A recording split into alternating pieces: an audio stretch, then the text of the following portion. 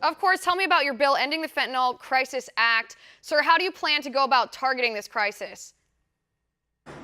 Well, first of all, I'm pleased that the House of Representatives is spending the next 2 weeks bringing attention to how we tackle the opioid crisis, increase prevention, increase access to treatment, and then the criminality and interdiction of it. And that's what we're talking about today.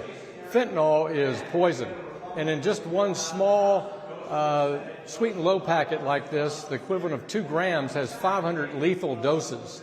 So what my bill does is, one, increase mandatory criminal penalties for small amounts of trafficking fentanyl. It gets money to the Postal Service to get the materials that they need to interdict these matters that are coming through the mails internationally. A lot of our fentanyl comes from China, so we want to give money to the Postal Service, give them the equipment they need to interdict it through the mails, and raise penalties for those who deal in this poison. Right, and it's shocking when you hold up that little tab of sweet and low. It's shocking to think that just that amount could be responsible for the death of 500 people. Sir, and I think this is especially personal to you, given the fact that you're from the state of Arkansas, too. I mean, we have some statistics. It was actually the most recent data. It's from 2016 that said that drug overdose deaths rose in Arkansas by 17% that year, from 287 to 335. It's 335 people who died just in the space of that 1 year from drug overdose. Why the rise, sir?